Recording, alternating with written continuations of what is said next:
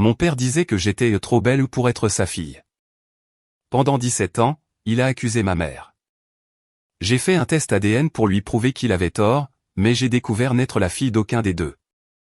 La confession d'une infirmière l'a anéanti.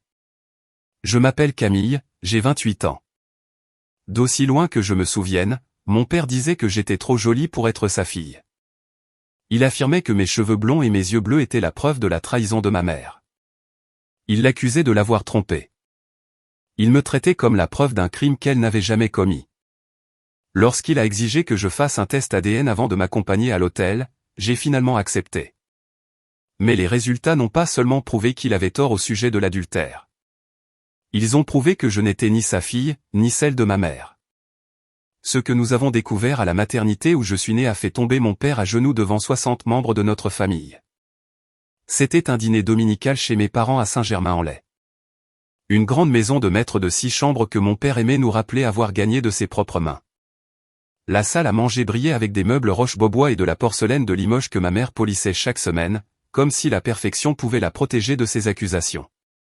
Ma grand-mère, Éléonore, était assise au bout de la table, ses cheveux argentés relevés, observant mon père comme un faucon observe un serpent. Mon frère, Maxime, 31 ans et l'enfant prodige, gardait les yeux sur son assiette. Ma mère, Diane, serrait sa serviette en lin comme une bouée de sauvetage. Et puis Gérard Dubois s'est éclairci la gorge. Je ne viendrai pas à ton mariage, Camille. Les mots sont tombés comme une grenade. La fourchette de ma mère a heurté son assiette avec un bruit sec. Gérard, a-t-elle murmuré. S'il te plaît, pas ce soir. Mais il fouillait déjà dans la poche de sa veste. Il en a sorti un document plié et l'a fait glisser sur la table en chêne vers moi. J'ai longuement réfléchi à cela, a-t-il dit, la voix posée, presque répétée. Je n'accompagnerai pas la fille d'un autre homme à l'hôtel. Pas avant que nous réglions ça une bonne fois pour toutes. J'ai regardé le papier. C'était un formulaire de consentement pour un test de paternité ADN d'un laboratoire local. Son nom était déjà signé en bas. Tu as 6 semaines, a poursuivi Gérard. Fais le test. Rends les résultats publics à la famille. Si tu es ma fille, je serai là. Je m'excuserai même. Il a souri, mais son sourire n'atteignait pas ses yeux. Mais nous savons tous les deux ce que le test montrera. La tasse de thé de ma grand-mère a heurté sa soucoupe avec un claquement sec. Ma mère s'est mise à pleurer, des larmes silencieuses coulant sur ses joues. Et moi, j'étais assise là, à regarder la Rolex submarinée de mon père scintiller sous le lustre, en pensant, 28 ans. Il a préparé ce moment pendant 28 ans. Je n'ai pas signé le papier ce soir-là. Je ne suis pas parti en claquant la porte non plus. J'ai simplement dit, merci pour ce rappel, Gérard. Je m'en souviendrai. Et je pensais chaque mot. Je devrais expliquer pourquoi ce dîner ne m'a pas surprise. À 28 ans, j'avais appris que la cruauté de mon père suivait un schéma, prévisible comme la marée, 2 fois plus implacable. J'avais 7 ans la première fois que j'ai compris que j'étais différente. J'avais collé mon oreille contre la porte de la chambre de mes parents après avoir entendu ma mère pleurer, et je l'ai entendu la traiter de tous les noms. Regarde ses cheveux blonds, cracha-t-il. D'où viennent-ils, Diane? Certainement pas de moi. À 12 ans, je voulais rejoindre l'équipe de volley-ball de l'école. Gérard a refusé de signer l'autorisation. Je n'investis pas dans l'enfant d'un autre, m'a-t-il dit, juste devant Maxime, qui a eu de nouvelles chaussures de foot cette même semaine. À 18 ans, Maxime est entré à HEC Paris. Gérard a tout payé. Frais de scolarité, logement, repas, argent de poche. Quand j'ai été accepté en école d'infirmière, il m'a regardé de l'autre côté de cette même table et a dit, « Ton vrai père peut payer pour toi. » Alors, j'ai contracté des prêts. J'ai fait des doubles services dans un bistrot. J'ai obtenu mon diplôme 6 ans plus tard avec 60 000 € de dette et un diplôme que j'avais gagné sans son aide. Le pire, ce n'était pas l'argent ou les occasions manquées. C'était de voir ce que ces accusations faisaient à ma mère. Chaque dispute qu'ils avaient, chaque désaccord sur n'importe quoi, les factures, les vacances, la carrière de Maxime, finissait par revenir à moi. J'étais son arme, sa preuve, son rappel constant de sa prétendue trahison. La veille de mon départ pour l'université, ma grand-mère Éléonore m'a prise à part. Garde chaque document de la maternité où tu es né, a-t-elle dit, sa poigne ferme sur mon poignet. Ton acte de naissance, toute la paperasse. J'ai le sentiment que nous en aurons besoin un jour. Je n'ai pas compris à l'époque, mais j'ai gardé les papiers. Étage 18 ans plus tard, j'allais enfin savoir pourquoi elle m'avait dit de le faire. Ce soir-là, je suis retourné à mon appartement à Versailles, un petit 2 pièces que j'avais meublé avec des trouvailles de seconde main et une obstination pure. Nathan attendait sur le canapé, son ordinateur portable ouvert sur les plans d'un client. Un verre de vin pour chacun de nous. Il a tout de suite su que quelque chose n'allait pas. Qu'est-ce qu'il a fait cette fois? Je lui ai parlé du formulaire ADN, de l'ultimatum, du délai de 6 semaines. La mâchoire de Nathan se serrait à chaque mot. Peut-être que tu devrais le faire, a-t-il finalement dit. Fais le test, prouve-lui qu'il a tort une bonne fois pour toutes. Fais-le taire pour toujours. J'ai posé mon verre de vin. Un verre bon marché de Monoprix, rien à voir avec le cristal baccarat dans lequel mon père buvait, et j'ai regardé le modeste diamant à mon doigt. Nathan avait conçu la bague lui-même, d'après un croquis que j'avais dessiné des années auparavant dans un journal. Il ne s'agit plus de lui prouver qu'il a tort, ai-je dit. Il s'agit de libérer ma mère. Nathan est resté silencieux. Il connaissait l'histoire que j'allais raconter. Il y a 5 ans, j'avais reçu un appel de ma grand-mère à 2 heures du matin. Elle avait trouvé ma mère dans la salle de bain avec une bouteille de somnifère vide.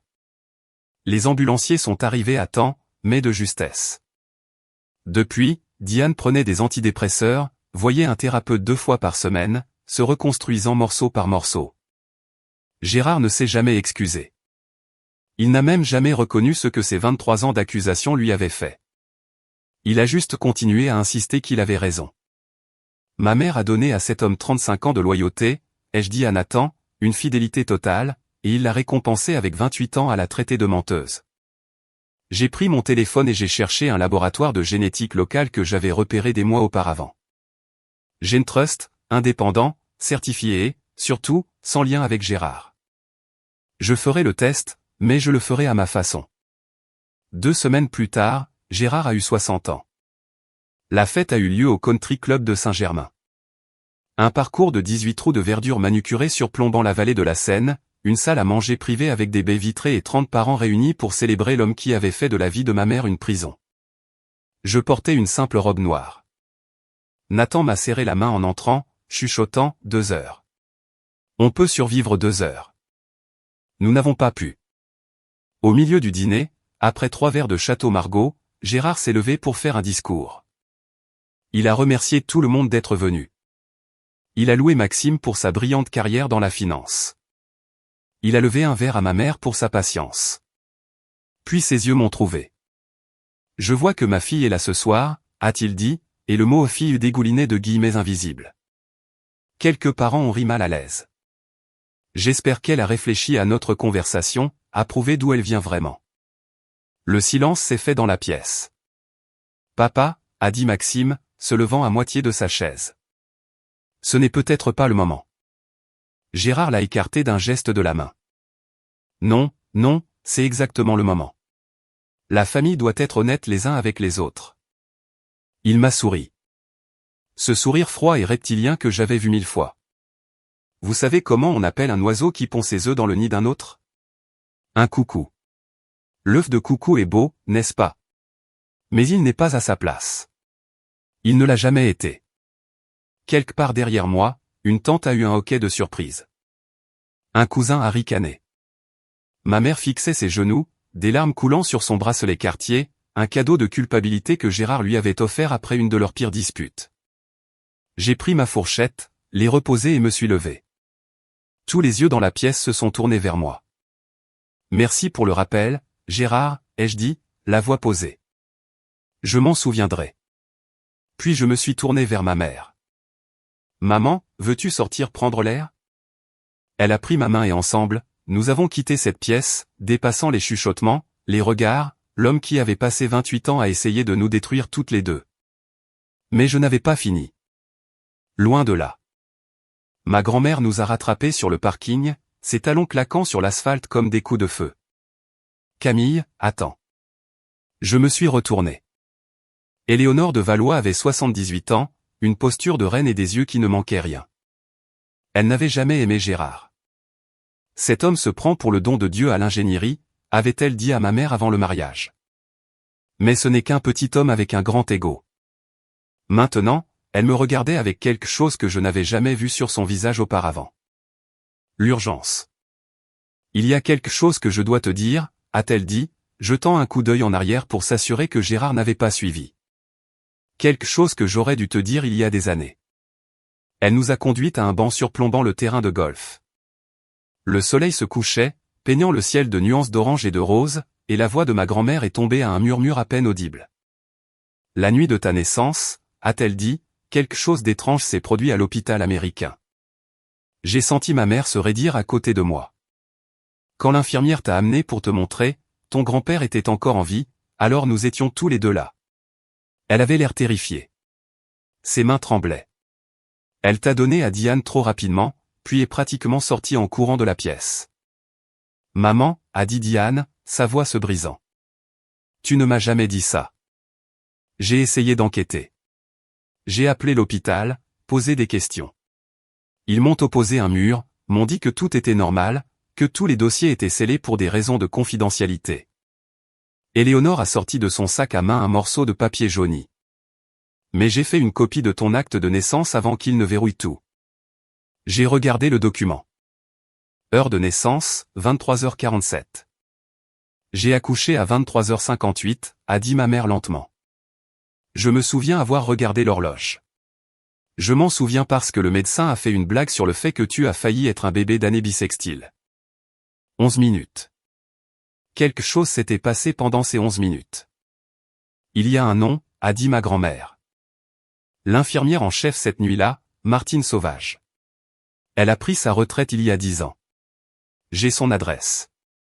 Le lendemain matin, je suis entré dans le bureau de GeneTrust à Versailles avec 3 échantillons d'ADN. Le mien était facile, un frottis buccal scellé dans un tube stérile. Celui de ma mère était volontaire. Elle me l'avait donné la veille avec des larmes dans les yeux et des mains fermes. Quoi que cela montre, avait-elle dit. Tu es ma fille.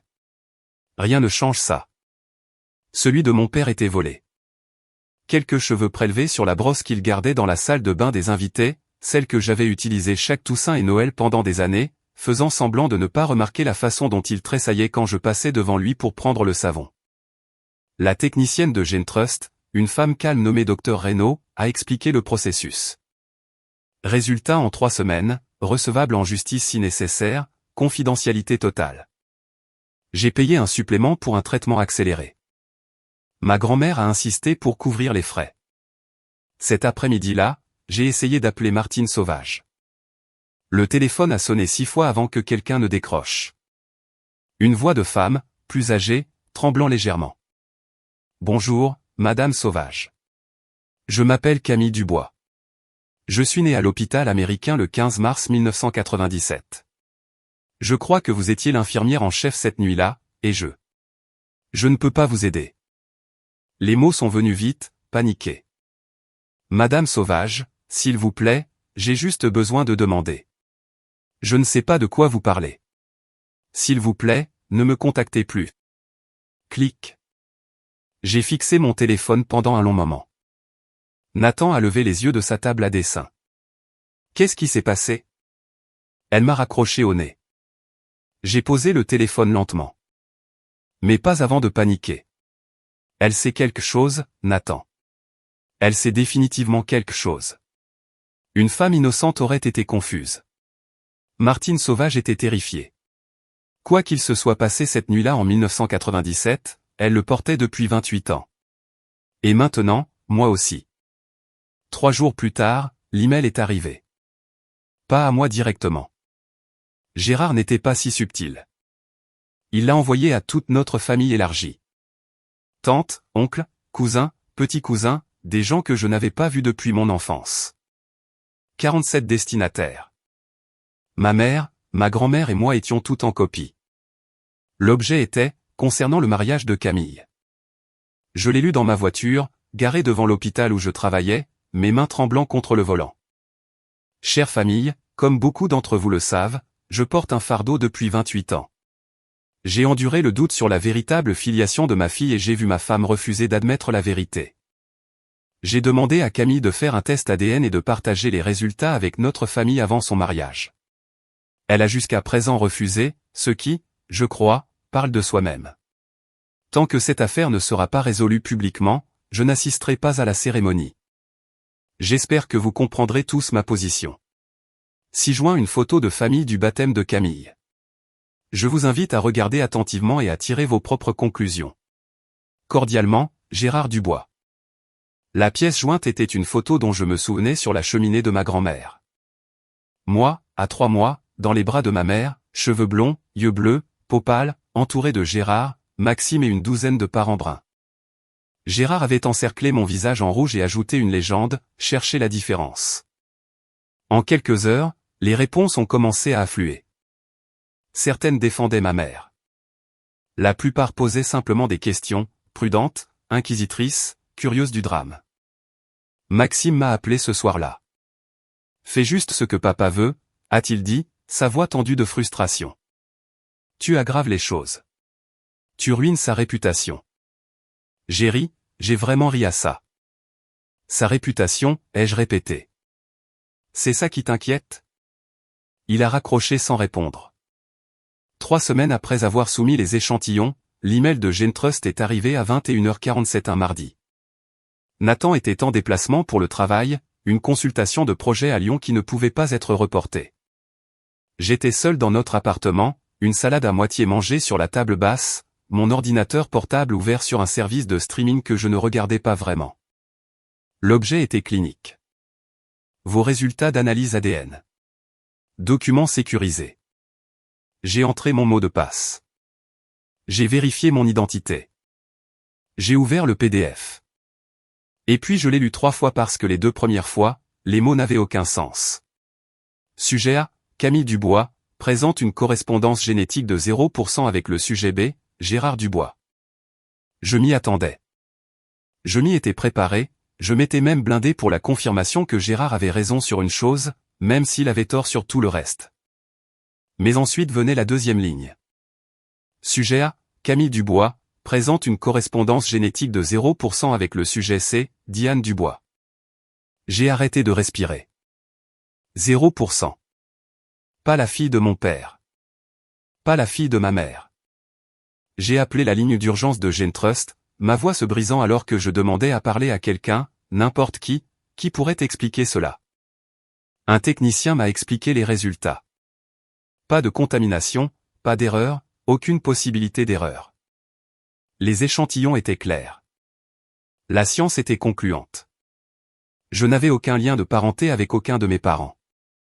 Ce qui signifiait que ma mère n'avait jamais trompé personne. Gérard s'était trompé là-dessus pendant 28 ans.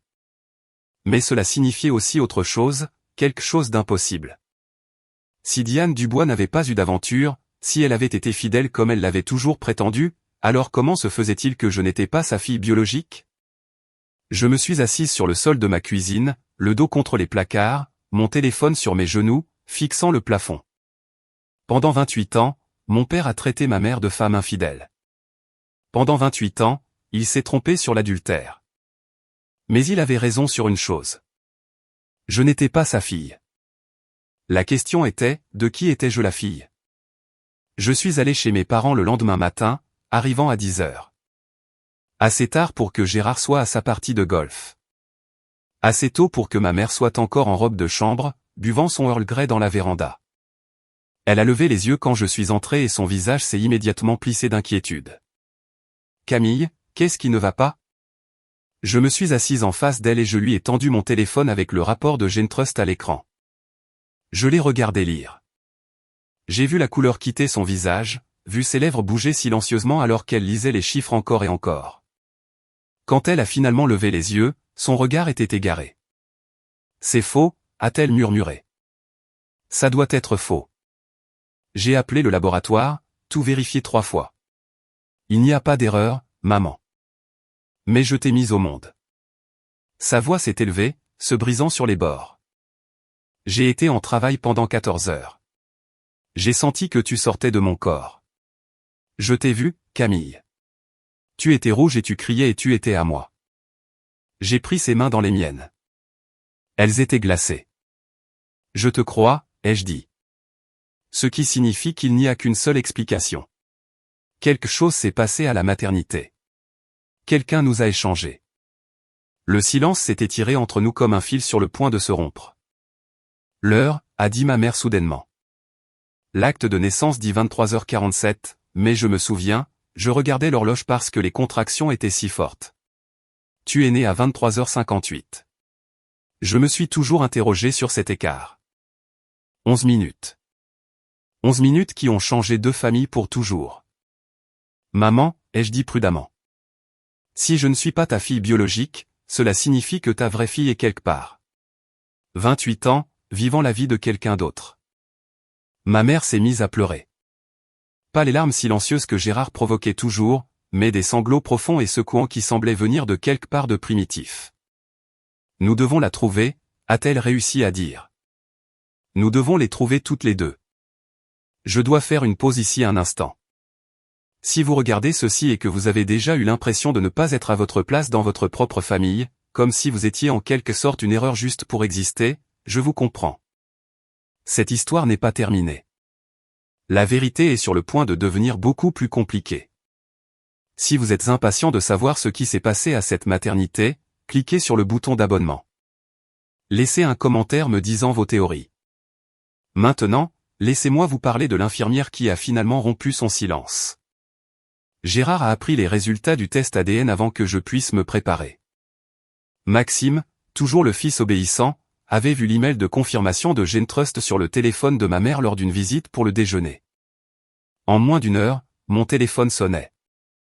La voix de Gérard était triomphante avant même que j'aie dit bonjour. Alors, qu'est-ce que ça dit? Avais-je raison? Je n'ai pas répondu. Je ne savais pas comment expliquer qu'il avait raison et tort en même temps. Mon silence lui a dit tout ce qu'il avait besoin de savoir. Je le savais. Il a ri. A vraiment ri. Un son de pure justification. 28 ans, Camille. 28 ans que je dis à tout le monde, et personne ne me croyait. Mais j'avais raison. J'avais raison depuis le début. Ta mère le sait, Gérard? Bien sûr qu'elle le sait. Elle est probablement en train de pleurer en ce moment, essayant de trouver comment tourner ça à son avantage. Je pouvais l'entendre faire les 100 pas, son excitation à peine contenue. J'envoie un autre email à tout le monde, cette fois avec la preuve. Tu ne comprends pas. Je comprends parfaitement. Tu n'es pas ma fille. Ta mère m'a menti pendant près de 3 décennies, et maintenant tout le monde saura exactement quel genre de femme est vraiment Diane Dubois. Il a raccroché avant que je puisse expliquer que Diane n'avait pas menti, qu'elle avait dit la vérité depuis le début, que la véritable histoire était quelque chose que nous n'avions jamais imaginé. Dans l'heure qui a suivi, Gérard a appelé ma mère et lui a dit de faire ses valises. Je veux que tu sois hors de ma maison d'ici la fin du mois, a-t-il dit. J'en ai fini avec tes mensonges. Ma grand-mère est immédiatement venue rester avec elle. Quand je suis arrivé ce soir-là, je les ai trouvées toutes les deux dans le salon. Ma mère recroquevillée sur le canapé comme un animal blessé, ma grand-mère montant la garde comme une sentinelle aux cheveux d'argent. Il pense qu'il a gagné, ai-je dit doucement. Ma grand-mère m'a regardé avec ses yeux perçants et avisés. Alors montrons-lui le reste de l'histoire. Les 3 jours suivants ont été les plus difficiles de ma vie. J'ai envisagé d'annuler le mariage, non pas à cause de Gérard, mais parce que je ne pouvais pas supporter l'idée que la justification de ma mère soit éclipsée par du tulle blanc et des toasts au champagne. Nathan a refusé. Nous allons nous marier, a-t-il dit, tenant mon visage dans ses mains. Point final. Les problèmes de ton père ne sont pas nos problèmes. Nous ne reportons pas notre vie pour son caprice. Mais je ne pouvais pas avancer sans la vérité, et la vérité était enfermée dans la mémoire de Martine Sauvage. Je l'ai appelée encore et encore, 5 fois en 3 jours. Chaque appel tombant directement sur sa messagerie vocale. À la 6e tentative, j'ai laissé un message différent. Madame Sauvage, je m'appelle Camille Dubois. Je sais que vous vous souvenez de ce nom. J'ai des preuves ADN, certifiées, recevables en justice, qui prouvent qu'un bébé a été échangé à l'hôpital américain le 15 mars 1997. Je ne cherche pas à vous blâmer. Je ne cherche pas à poursuivre qui que ce soit. J'ai juste besoin de savoir qui je suis. J'ai fait une pause, reprenant mon souffle. Si vous ne me rappelez pas, mon prochain appel sera pour un avocat. Je ferai assigner les dossiers de l'hôpital. Je déposerai une enquête formelle, et tout ce que vous cachez depuis 28 ans sortira de la pire manière possible. J'ai attendu 1 heure, 2. À 16h17, mon téléphone a vibré avec un texto d'un numéro inconnu. Jeudi, 14h. Brasserie Riverside, Neuilly. Venez seul. J'ai regardé le message pendant un long moment. Puis j'ai répondu par texto. J'y serai. Quoique Martine Sauvage ait porté pendant 28 ans, elle était enfin prête à le laisser partir. La question était de savoir si j'étais prête à l'entendre. La brasserie Riverside était le genre d'endroit que le temps avait oublié. Des banquettes en vinyle rapiécées avec du ruban adhésif, un jukebox qui ne jouait que des vieux tubes, et un café qui devait probablement infuser depuis l'administration Mitterrand. Martine Sauvage était assise dans la banquette du coin, le dos au mur. Elle avait 72 ans, plus petite que je ne l'avais imaginé, avec des cheveux argentés tirés en un chignon serré et des mains qui tremblaient contre sa tasse de café. Elle a levé les yeux quand je me suis glissé en face d'elle. « Vous lui ressemblez tellement », a-t-elle dit doucement. « Sylvie, votre mère biologique. Mêmes cheveux, mêmes yeux. » J'ai senti mon cœur s'arrêter. « Vous savez qui est ma mère biologique ?» Martine a fermé les yeux un long moment. Quand elle les a rouverts, ils étaient humides. « J'ai porté ça pendant 28 ans, a-t-elle dit. Chaque jour, me demandant si j'avais bien fait de garder le silence, me demandant si j'aurais dû parler quand c'est arrivé. Elle a sorti de son sac à main un journal en cuir usé. Ses pages jaunies par l'âge. C'est mon registre de service du 15 mars 1997. La nuit de votre naissance. Elle l'a ouvert à une page marquée et l'a fait glisser sur la table. J'ai lu son écriture serrée, mon sang se glaçant à chaque ligne. 23h47. Fille numéro 1, née de Diane Dubois. En bonne santé, 3,2 kg. 23h58. Fille numéro 2, née de Sylvie Moreau. En bonne santé, 2,8 kg. Minuit 32. Incident, l'infirmière stagiaire Carla Henry a mélangé les nourrissons après le bain. Erreur réalisée à 2h15. Les deux familles avaient déjà créé des liens. 2h45. Réunion avec l'administrateur de l'hôpital. Décision prise de corriger les dossiers, pas les familles. Moins traumatisant pour tout le monde. Accord de confidentialité requis pour tout le personnel présent. J'ai levé les yeux vers Martine, mes mains tremblant. Ils savaient, ai-je murmuré. Ils savaient cette nuit-là, et ils ont tout couvert. L'administrateur a dit que cela causerait plus de mal de vous rééchanger. Les deux mères avaient déjà tenu leur bébé, les avaient nourris, leur avaient donné un nom. La voix de Martine s'est brisée. J'avais 24 ans. Ils ont menacé ma licence, ma retraite. Ils m'ont fait signer un accord de non-divulgation. J'avais 2 enfants à nourrir. Qui était l'autre bébé, ai-je demandé. Celle qui est rentrée chez elle avec Sylvie Moreau. Martine a sorti un autre morceau de papier, une impression d'un profil de réseau social. Une femme de mon âge, cheveux bruns, yeux marrons, un sourire qui ressemblait exactement à celui de Maxime. Elle s'appelle Rachel Moreau. Elle a 28 ans. Elle vit à Reims. Elle m'a regardé avec des yeux pleins de décennies de culpabilité. Et c'est la fille biologique de votre mère. Ce soir-là, je me suis assise dans mon appartement avec mon ordinateur portable ouvert sur le profil LinkedIn de Rachel Moreau.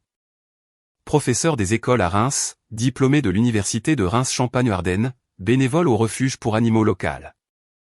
Sa photo de profil montrait une femme aux cheveux châtains et aux yeux marrons chaleureux, debout devant une salle de classe décorée de lettres de l'alphabet colorées. Elle ressemblait exactement à ce à quoi mon frère Maxime aurait pu ressembler s'il était né femme. J'ai composé le message 17 fois avant de finalement cliquer sur envoyer. Bonjour Rachel. Cela va paraître complètement fou et je m'en excuse d'avance. Je m'appelle Camille Dubois.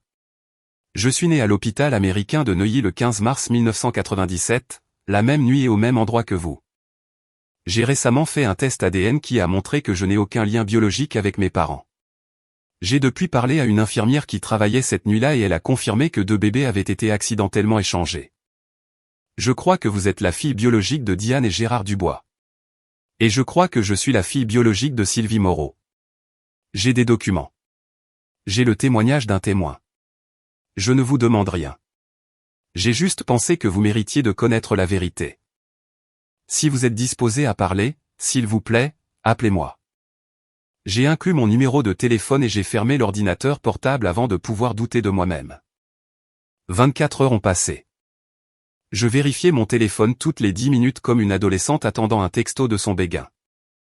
Puis à 21h38 le soir suivant, mon téléphone a sonné. C'est Camille. La voix à l'autre bout était tremblante, incertaine, mais quelque chose en elle me semblait familier. Rachel. Une longue pause, un souffle frémissant. Toute ma vie, les gens m'ont dit que je ne ressemblais pas à mes parents. Mon père, enfin, mon père légal, avait l'habitude de plaisanter en disant que peut-être l'hôpital avait fait une erreur. On en riait tous. Elle a laissé échapper un son qui était à moitié un rire, à moitié un sanglot. Je suppose que ce n'était pas une blague après tout. Nous avons parlé pendant 3 heures cette nuit-là. À la fin, nous avions toutes les deux convenu de faire un autre test ADN. Celui-ci comparant Rachel à Gérard et Diane. Les résultats seraient prêts en 10 jours, juste à temps pour ma fête de fiançailles. Au cours de la semaine suivante, j'ai bâti mon dossier comme un procureur se préparant pour un procès. D'abord, les documents. J'avais mon rapport original de GeneTrust montrant une correspondance de 0% avec Gérard et Diane. J'avais le registre de service manuscrit de Martine Sauvage de 1997, qu'elle avait finalement accepté de me laisser photographier. J'avais une déclaration notariée de Martine signée devant un témoin au cabinet de son avocat. Sa propre décision, a-t-elle dit, pour enfin soulager sa conscience. L'hôpital m'a menacé pendant 28 ans, m'a-t-elle dit quand j'ai récupéré le document. J'ai 72 ans maintenant. Qu'est-ce qu'ils vont faire? Me virer de ma retraite? Deuxièmement, l'ADN. Rachel avait soumis ses échantillons à GeneTrust en utilisant le même processus accéléré que moi. Ces résultats de comparaison avec Gérard et Diane arriveraient 2 jours avant la fête de fiançailles. Troisièmement, les témoins. Ma grand-mère Éléonore serait là, bien sûr. Elle attendait ce moment depuis 28 ans. Martine Sauvage a accepté d'y assister, assise tranquillement dans un coin jusqu'à ce qu'on ait besoin d'elle.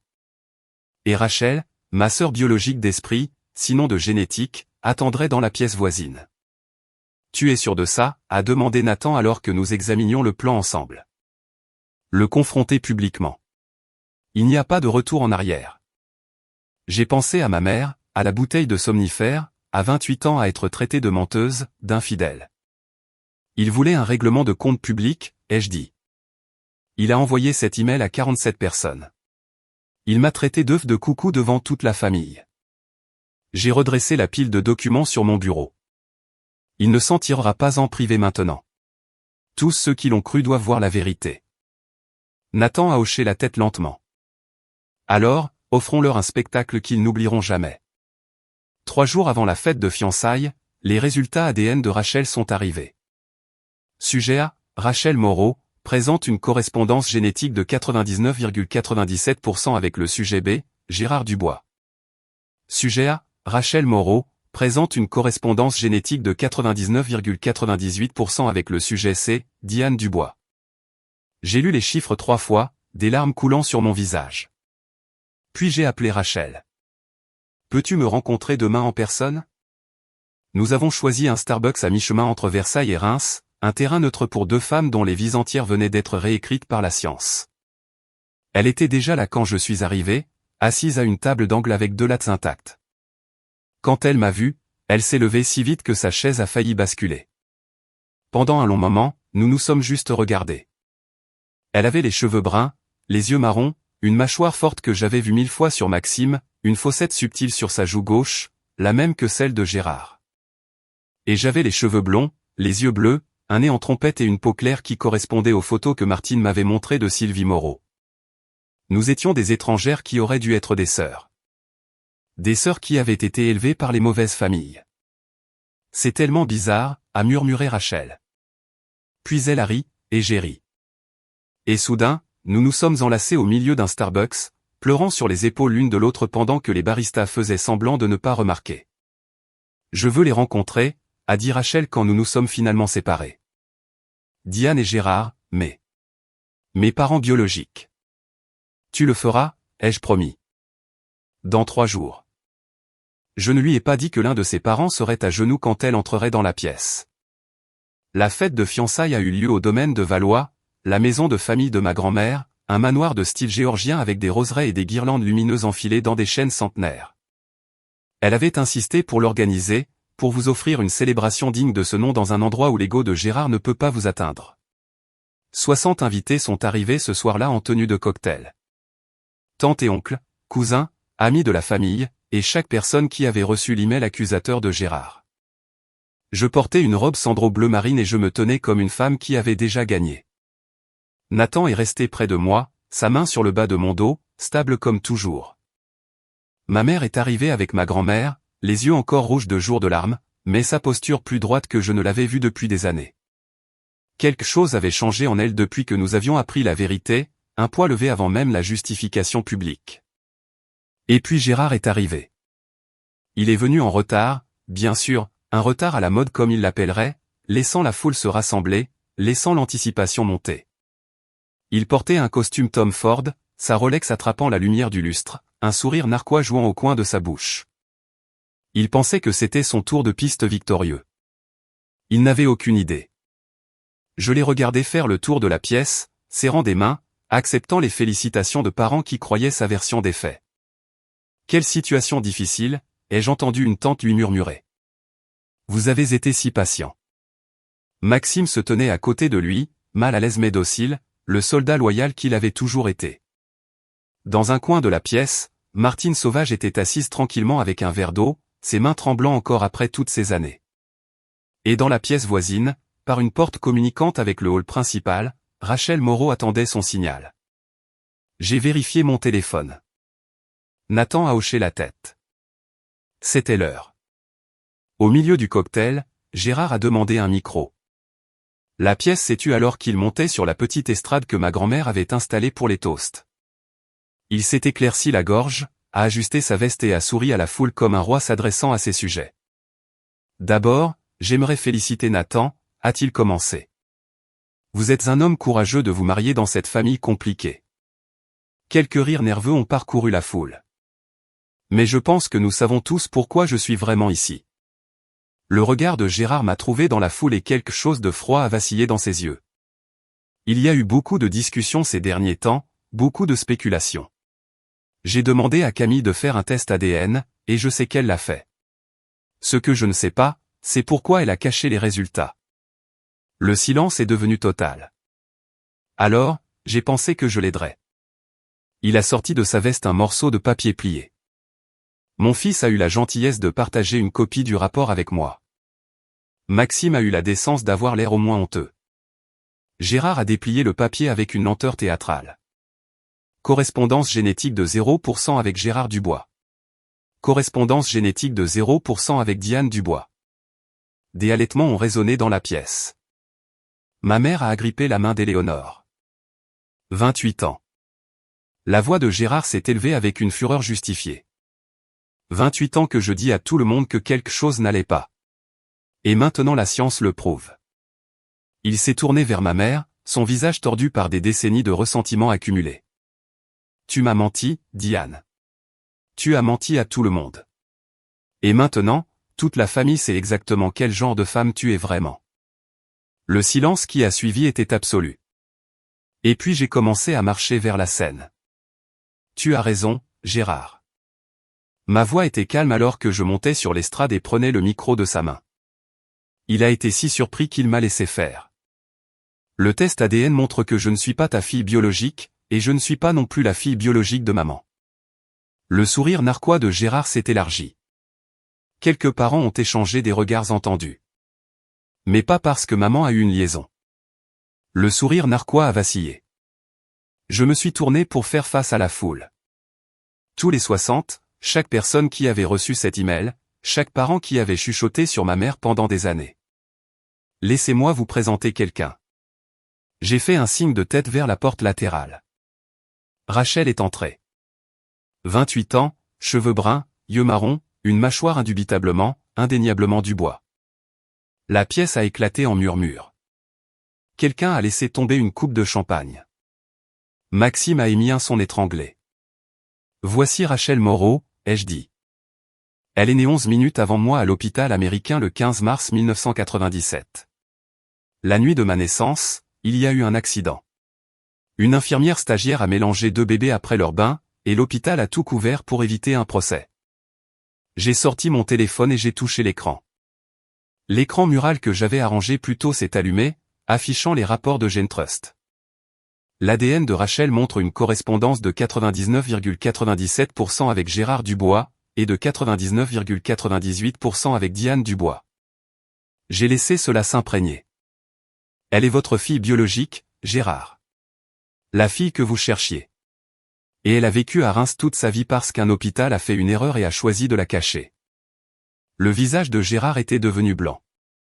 Il a regardé Rachel, l'a vraiment regardée, et j'ai vu 28 ans de certitude s'effondrer. Voici Martine Sauvage, ai-je continué alors que Martine se levait de son siège dans le coin. Elle était l'infirmière en chef cette nuit-là. Elle a une déclaration notariée confirmant tout ce que je viens de vous dire. Les registres de service, la dissimulation de l'hôpital, tout. Martine s'est avancée, sa voix tremblante mais claire. Monsieur Dubois, j'étais là. J'ai vu ce qui s'est passé. Votre femme ne vous a jamais trahi. Jamais. L'hôpital nous a tous fait signer des accords de confidentialité. Ils ont menacé nos emplois, nos retraites. Je suis désolé de ne pas avoir parlé plus tôt. Je me suis retourné vers Gérard, dont les mains agrippaient maintenant le bord de l'estrade comme un homme essayant de ne pas se noyer. Tu voulais la science, Gérard. La voici. Chaque document, chaque signature, chaque 11 minutes qui ont changé 2 familles pour toujours. À ce moment-là, debout sur cette scène avec Rachel à mes côtés, j'ai ressenti quelque chose que je n'avais jamais ressenti en 28 ans. La justification. Pas pour moi, mais pour ma mère. Pour chaque larme qu'elle avait versée, chaque accusation qu'elle avait avalée, chaque nuit blanche passée à se demander si son propre mari la croirait un jour. Si cette histoire résonne en vous, s'il vous plaît, partagez-la avec quelqu'un qui a besoin de l'entendre. Parfois, la vérité met des décennies à faire surface. Maintenant, laissez-moi vous dire ce qui s'est passé quand Gérard a enfin compris ce qu'il avait fait. Gérard Dubois avait passé 28 ans à être certain. Certain que sa femme l'avait trahi. Certain que sa fille était la preuve de son infidélité. Certain que sa suspicion le rendait juste. Que sa cruauté était justifiée. Que la science finirait par lui donner raison. Maintenant, la science avait parlé, et elle avait détruit toutes les fondations sur lesquelles il avait bâti son identité. Il a regardé Rachel, cette étrangère avec sa mâchoire, ses yeux, son sang, et quelque chose en lui s'est brisé. Il a regardé les résultats ADN à l'écran, les chiffres qui lui donnaient raison sur ma filiation, mais catastrophiquement tort sur tout le reste. Il a regardé Martine Sauvage, dont le témoignage tremblant venait de démolir 28 ans d'accusation. Et puis ses genoux ont fléchi. Gérard Dubois, fier, arrogant, certain Gérard Dubois, s'est effondré sur l'estrade comme une marionnette dont on aurait coupé les fils. Il s'est rattrapé sur un genou, ses mains frappant le parquet, sa poitrine se soulevant de respiration saccadée. Je ne savais pas, a-t-il murmuré. Comment aurais-je pu savoir? Comment? Tu aurais pu lui faire confiance. Ma voix était calme mais portait dans la pièce silencieuse. Tu aurais pu enquêter. Tu aurais pu chercher d'autres explications au lieu de supposer le pire de la femme qui t'aimait. Mais les cheveux, les yeux. La génétique est compliquée. Les gènes récessifs existent. Les erreurs d'hôpital arrivent. Je me suis approché, regardant l'homme qui avait fait de mon enfance un champ de bataille. Mais tu as choisi la suspicion. Tu as choisi la cruauté. Pendant 28 ans, tu as puni maman et moi pour un crime qui n'a jamais eu lieu. De l'autre côté de la pièce, j'ai entendu une chaise racler. Maxime, silencieux, docile, Maxime, s'est levé. Pendant un moment, j'ai pensé qu'il viendrait à la défense de son père comme il l'avait toujours fait. Au lieu de cela, il est passé devant Gérard sans un regard et s'est dirigé vers notre mère. Maman. Sa voix s'est brisée. Je suis désolé. J'aurais dû dire quelque chose il y a des années. J'aurais dû. Diane l'a pris dans ses bras, ses larmes imprégnant son épaule. Et Gérard est resté à genoux, regardant sa famille se choisir mutuellement plutôt que lui. Pendant 28 ans, ma mère avait vécu dans l'ombre de Gérard Dubois. Elle avait enduré ses accusations au petit déjeuner et au dîner, et à chaque instant entre les deux. Elle avait pleuré jusqu'à s'endormir plus de nuit que quiconque ne le savait. Elle avait avalé sa cruauté comme un médicament, se disant que peut-être un jour il verrait la vérité. Maintenant, la vérité était partout, sur des écrans et des documents, dans le visage d'une étrangère qui portait son sang.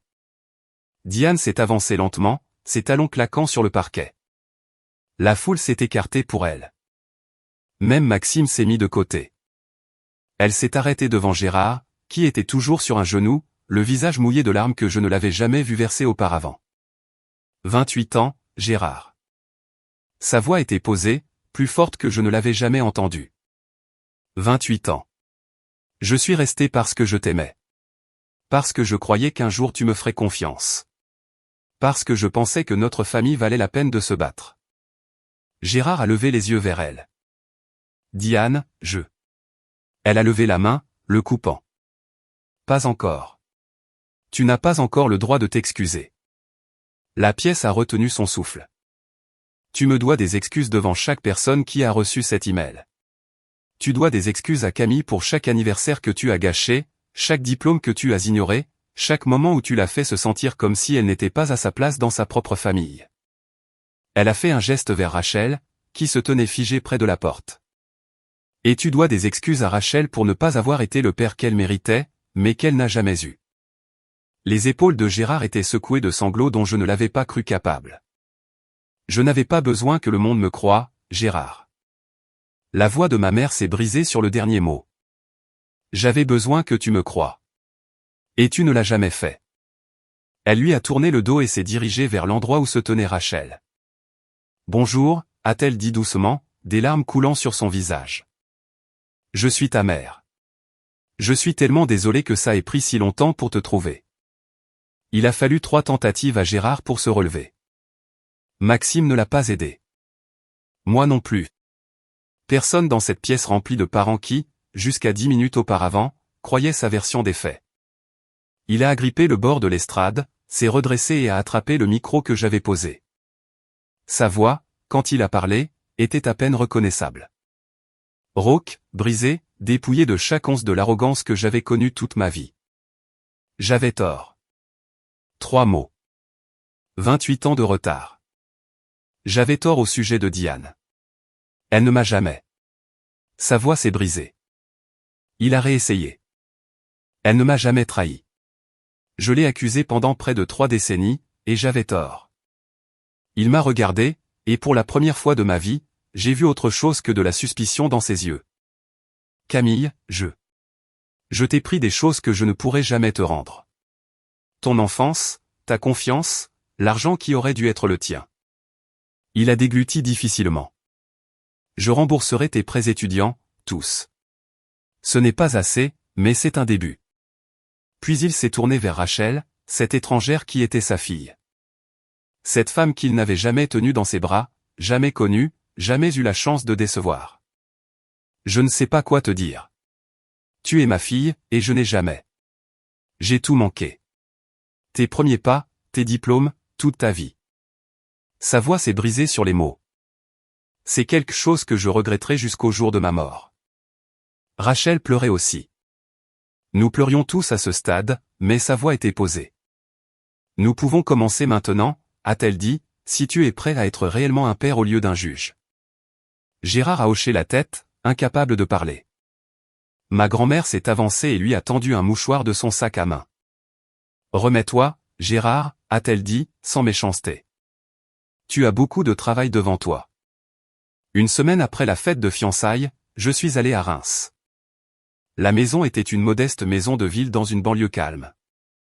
Façade blanche, volets bleus, un jardin de fleurs sauvages qui avait clairement été le travail d'amour de quelqu'un. Loin du domaine de ma grand-mère ou de la maison de maître de Gérard, mais chaleureuse d'une manière que ces maisons n'avaient jamais tout à fait réussi. Sylvie Moreau a ouvert la porte avant que je puisse frapper. Elle avait 56 ans, avec des cheveux blonds striés d'argent et des yeux bleus qui étaient un miroir exact des miens. La regarder, c'était comme regarder dans une machine à remonter le temps. C'est ce que je deviendrai dans 30 ans. Camille. Sa voix s'est étranglée sur mon nom. J'ai regardé ta photo toute la semaine. Je n'arrêtais pas de penser. Je n'arrêtais pas de penser que je rêvais. Elle m'a prise dans une étreinte qui sentait la lavande et autre chose que je ne pouvais pas identifier. Quelque chose qui ressemblait incroyablement à un foyer. Nous sommes restés assises dans sa cuisine pendant 4 heures. Elle m'a montré des photos de son enfance, de mes grands-parents biologiques décédés il y a des années, de la vie que j'aurais pu avoir si une infirmière stagiaire n'avait pas fait d'erreur. Elle m'a parlé de son ex-mari, David, mon père biologique, décédé d'un cancer il y a 3 ans, sans jamais savoir que Rachel n'était pas la sienne. Il disait en plaisantant que Rachel avait des yeux de vieille âme, a dit Sylvie, essuyant ses larmes avec un torchon. Maintenant, je comprends. C'était tes yeux, Camille. Ça a toujours été tes yeux. Je lui ai montré des photos de mon enfance aussi. Le bébé blond dans une maison de brun.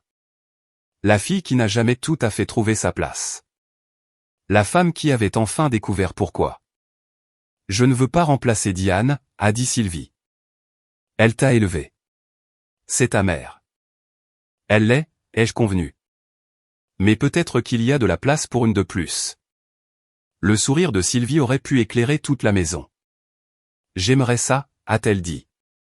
J'aimerais beaucoup ça. 2 mois plus tard, j'ai épousé Nathan Leroy dans la roseraie du domaine de Valois, entouré de guirlandes lumineuses et de famille, celle dans laquelle je suis né et celle qui m'a élevé. Ma mère m'a accompagné à l'hôtel. Pas Gérard. Ma mère. Elle portait une robe couleur champagne et tenait la tête haute, c'est pas assuré pour la première fois depuis des décennies. À ses côtés, je portais une robe Saint-Blinquel et ma grand-mère avait insisté pour m'acheter. Une vraie robe de mariée pour un vrai mariage, avait déclaré Éléonore. Gérard était assis au 2e rang, silencieux et diminué. Il n'a pas protesté quand je lui ai dit qu'il ne m'accompagnerait pas à l'hôtel. Il n'a pas discuté quand j'ai expliqué que c'était le moment de ma mère, pas le sien. Il a juste hoché la tête et dit « Je comprends ». C'était un début. Rachel se tenait avec mes demoiselles d'honneur, portant une robe vert foncé qui faisait ressortir le marron de ses yeux. Les yeux de nos mères, les yeux de Gérard. Elle avait rencontré les Dubois correctement dans les semaines qui ont suivi la fête. Des déjeuners hésitants et des conversations prudentes qui construisaient lentement quelque chose comme une relation. Sylvie Moreau était assise au premier rang de la section des invités, une place d'honneur. Elle a fait un signe de la main quand elle a croisé mon regard, ses propres yeux brillants de larmes. Ma grand-mère s'est levée pour porter un toast. Ce mariage ne concerne pas seulement 2 personnes, a dit Éléonore en levant sa coupe de champagne. Il s'agit de 2 familles qui retrouvent enfin le chemin de la vérité. Il s'agit d'une fille qui a refusé d'accepter un mensonge et d'une mère qui a attendu 28 ans pour être crue. Elle m'a regardé, puis Rachel, puis Diane. À la vérité, a-t-elle dit, peu importe le temps que cela prend. À la vérité, a fait écho la salle, et j'ai bu à cela. Le procès a duré 8 mois. Rachel et moi avons porté plainte conjointement contre l'hôpital américain, représenté par un avocat spécialisé en faute médicale que ma grand-mère avait trouvé, une femme spécialisée dans les cas de naissance préjudiciable et qui avait, nous a-t-elle dit avec un mince sourire, un intérêt particulier pour les institutions qui pensent pouvoir dissimuler leurs erreurs. Martine Sauvage a témoigné, sa déclaration notariée appuyée par le registre de service original qu'elle avait gardé caché pendant 28 ans. Les avocats de l'hôpital ont essayé de la discréditer, citant son âge, son accord de confidentialité, sa divulgation tardive. Cela n'a pas fonctionné. Des documents internes ont fait surface lors de la procédure de communication des pièces. Des emails entre les administrateurs de l'hôpital discutant de l'incident. Des mémos sur l'atténuation des risques, une ligne budgétaire intitulée « Règlement de responsabilité potentielle » qui avait été discrètement renouvelée chaque année depuis 1997. Ils avaient su. Ils avaient toujours su. Et ils avaient passé près de 3 décennies à prier pour que personne ne le découvre. Finalement, l'hôpital a choisi de régler à l'amiable plutôt que de faire face à un jury. 450 000 € à chaque famille pour un total de 900 000 €, des excuses publiques imprimées dans le journal local, des améliorations obligatoires de leur protocole d'identification des nouveau-nés, et la démission de l'administrateur qui avait ordonné la dissimulation. Parti à la retraite depuis longtemps, mais maintenant publiquement nommé. Nous n'avons pas poursuivi pour nous venger, ai-je dit à un journaliste qui s'est présenté sur les marches du palais de justice. Nous avons poursuivi pour qu'aucune autre famille ne passe 28 ans à vivre un mensonge qu'un hôpital aurait pu corriger en un jour. Martine Sauvage a obtenu l'immunité de toute responsabilité personnelle en échange de sa coopération. Elle m'a envoyé une carte par la suite, son écriture tremblante mais claire. Merci de m'avoir donné une raison de dire enfin la vérité. Je peux dormir maintenant. Je l'ai gardé dans un tiroir avec mon acte de naissance. Le vrai. Celui qui disait 23h58. Celui qui disait la vérité. 6 mois après le mariage, Gérard m'a invité à dîner. Juste nous deux. Il avait choisi un restaurant italien calme dans le centre de Versailles. Pas le country club, pas un endroit tapas accent Graveleuil, juste une banquette d'angle avec des nappes à carreaux, des bougies et des bouteilles de vin. Il avait l'air plus vieux qu'à ma fête de fiançailles. Plus grisonnant, plus petit en quelque sorte, comme si le poids de sa confession l'avait physiquement diminué. Je voulais te remercier, a-t-il dit après que nous ayons commandé, d'avoir accepté de me voir. Tu n'es pas mon père biologique, ai-je dit. Tu ne l'as jamais été. Mais tu m'as élevé, même si tu l'as mal fait. Il a tressailli à cela, mais a hoché la tête. Je suis en thérapie maintenant, a-t-il dit. Diane a insisté. Enfin, a fortement suggéré. Nous faisons aussi une thérapie de couple. Nous sommes séparés, mais nous essayons de. Il s'est interrompu, cherchant ses mots. Nous essayons de savoir s'il reste quelque chose à sauver. J'ai pensé à ma mère, à la façon dont elle s'était tenue devant lui à la fête, exigeant les excuses qu'elle méritait depuis des décennies, à la force qu'il a dû lui falloir pour envisager de reconstruire après tout ce qu'il lui avait fait subir. Je me souviens quand tu m'as appris à faire du vélo, ai-je dit. J'avais 5 ans, avant que tu ne saches pour. Avant que tu ne décides que je n'étais pas la tienne. Tu as tenu la selle et couru à côté de moi pendant 1 heure jusqu'à ce que j'y arrive. Les yeux de Gérard se sont remplis de larmes. Je me souviens, a-t-il murmuré. C'est de ce père-là que j'avais besoin, ai-je dit. Celui qui s'est accroché. Je suis prête à essayer, Gérard. Mais j'ai besoin que tu comprennes. Le pardon est un processus, pas un événement. Et tu as beaucoup de travail à faire. Il a hoché la tête. Je sais. Et je le ferai, peu importe le temps que ça prendra. Je ne lui ai pas pardonné ce soir-là. Je ne suis pas sûr de lui avoir entièrement pardonné encore, mais j'ai choisi de lui donner la chance que ma mère n'a jamais eue, la chance de prouver qu'il pouvait changer. Rachel et Maxime se sont rencontrés correctement pour la première fois lors d'un dîner de famille 1 mois après le mariage. C'était gênant au début. Comment faire la conversation avec le frère avec qui vous auriez dû grandir, le frère qui a eu l'enfance qui aurait dû être la vôtre? Mais ensuite, Maxime a mentionné qu'il était allergique aux crustacés. Attends, a dit Rachel. Moi aussi. Depuis la naissance, le médecin a dit que c'était génétique. Et être gaucher, a demandé Maxime. Rachel a levé sa main gauche. Pas possible.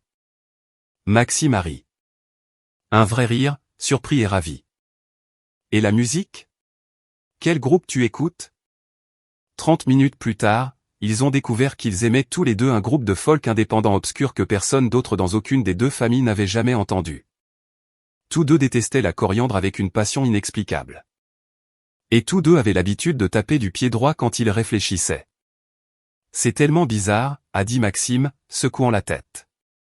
Tu es comme un miroir, mais, tu sais, en version fille.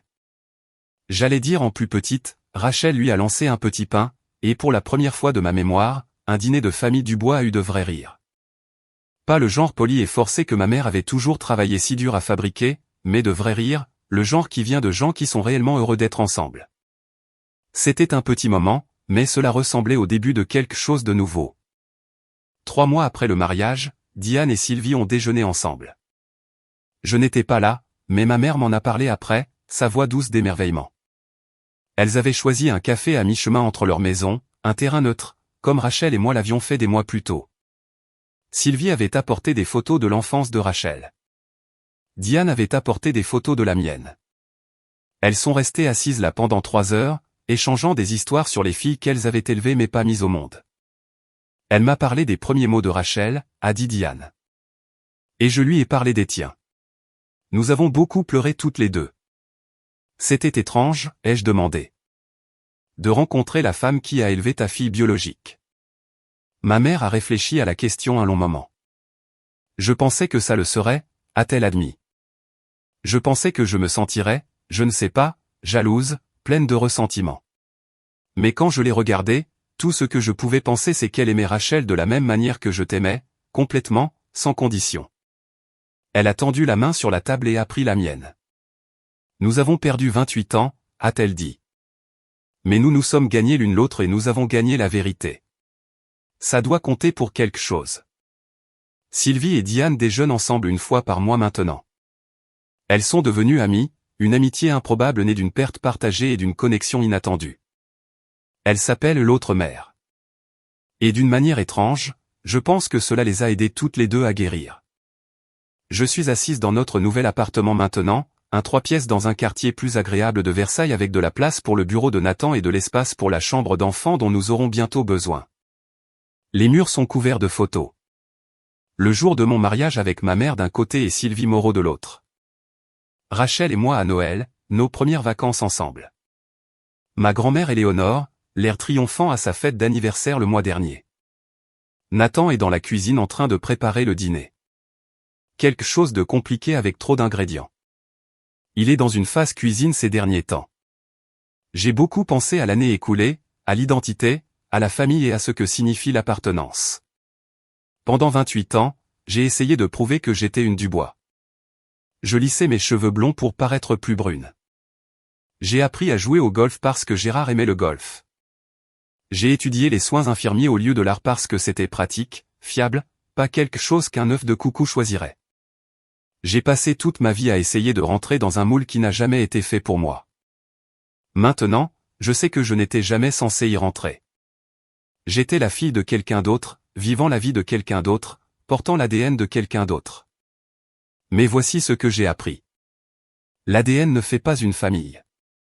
La femme qui m'a tenu la main pendant les cauchemars, qui m'a appris à lire, qui est restée mariée à un homme qui la torturait juste pour garder notre famille unie.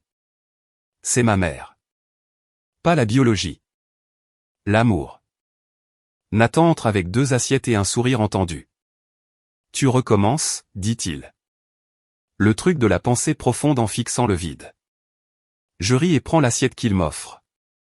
Sur la table basse, coincée entre une pile de livres de prénoms de bébé et un journal de grossesse, se trouve le test que j'ai fait ce matin. Positif. Je ne sais pas quel ADN ce bébé portera. Le mien, celui de Nathan, un écho des Moreau ou des Dubois. Mais je sais une chose avec certitude. Cet enfant saura qu'il est aimé dès le premier instant, sans condition, sans doute. C'est la seule preuve qui compte. Si vous regardez ceci et que vous avez déjà été accusé de quelque chose que vous n'avez pas fait par un parent, un partenaire, quiconque aurait dû vous faire confiance, je veux que vous sachiez que la vérité a une façon de faire surface. Parfois, cela prend 28 ans. Parfois, il faut un test ADN et une infirmière courageuse avec une conscience coupable. Mais elle fait surface. Ne laissez la suspicion de personne définir votre valeur. Et si vous êtes celui qui accuse, demandez-vous, ma certitude vaut-elle de détruire les personnes que j'aime? Mon père a passé 28 ans à être certain. Il était certain que ma mère avait triché. Il était certain que je n'étais pas la sienne. Il était certain que sa cruauté était justifiée. Il avait tort sur tout. La confiance est un choix. Le doute est facile. Mais 28 ans de doute peuvent détruire une famille. 28 ans de confiance auraient pu sauver la mienne.